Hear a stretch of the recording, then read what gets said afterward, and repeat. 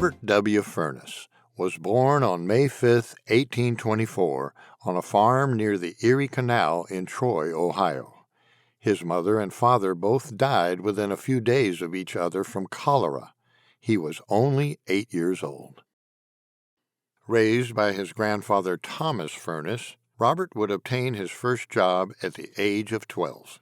He became a chore boy for the Singer and Brown General Store in Troy. Despite never receiving more than 1 year of formal education, Robert Furnas became a self-made man.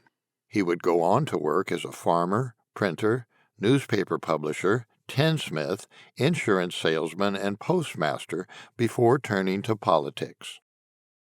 Furnas married Mary Elizabeth McComas on October 29, 1845, and they were to have 8 children. Mary Elizabeth died in 1897, and Furnas remarried in 1899 to Susanna Jameson. At the age of 32, Furnas came to Nebraska and settled in Brownville. Founded in 1854 by Richard Brown, the town was established as a strategic trading post and ferry crossing. Its proximity to the Missouri River facilitated commerce and transportation, leading to its rapid growth as a bustling river town.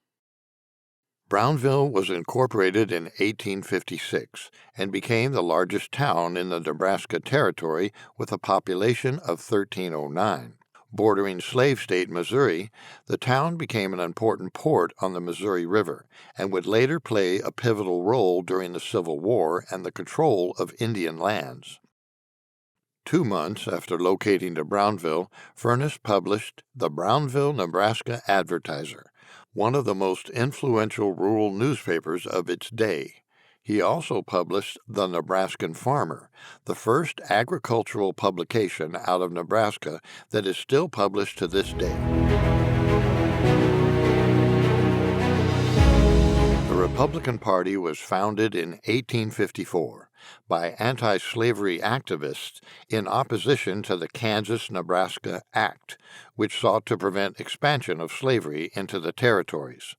The Republicans quickly grew in the North, attracting Whigs and Free Soilers. Formerly a Whig, Furnas became a member of the recently formed Republican Party in 1855. In 1856, he was elected to the Legislative Assembly of Nebraska Territory, where he would serve 4 terms. In 1861, he became the chief clerk of the Territorial Council. Furnas became intimately associated with the agricultural and political development of Nebraska. During the Civil War, he also played a significant role in the defense of the West.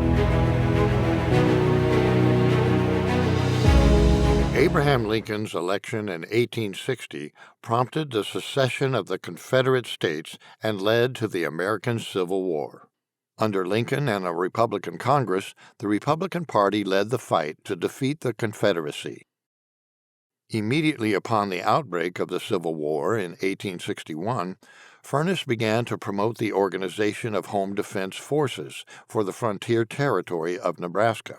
As part of his command, Furnas was promoted to the rank of colonel in the territorial militia, which was loyal to the Union.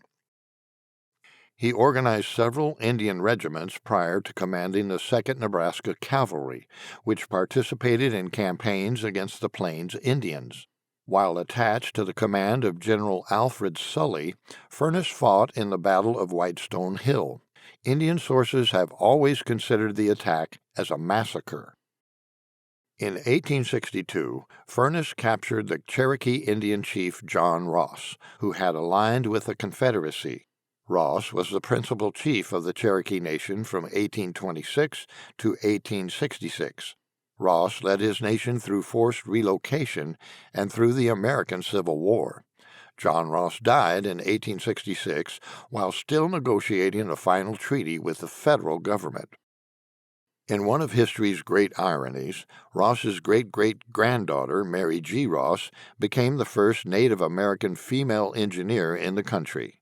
She helped propel the world into the era of space travel, while becoming one of the nation's most prominent women scientists of the space age.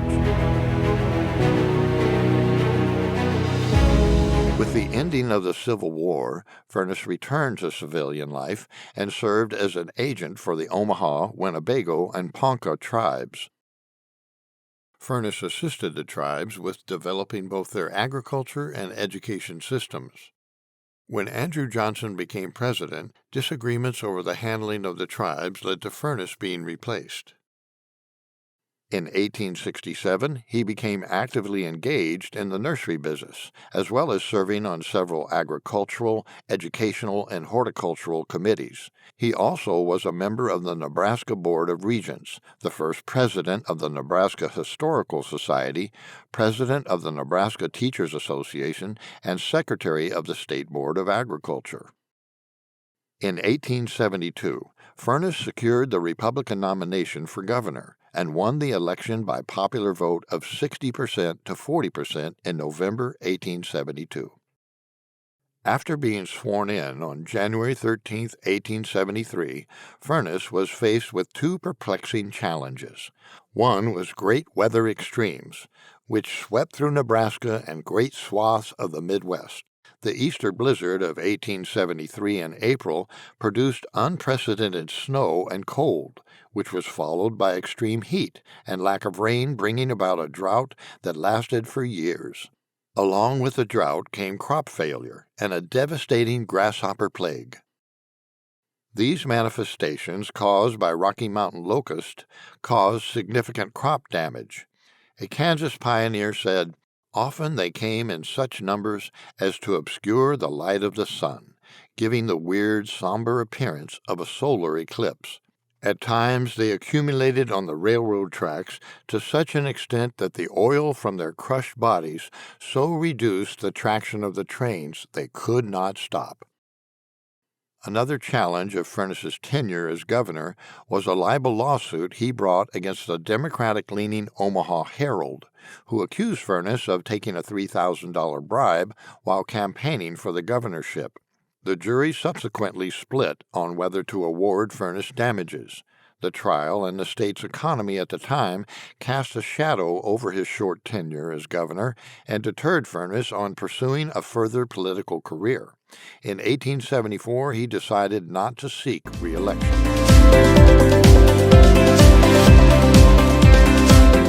Robert Furnas remained active after leaving political office, devoting himself to his passions of agriculture and community service. As pioneers began moving into the Nebraska Territory, the lack of trees was felt deeply.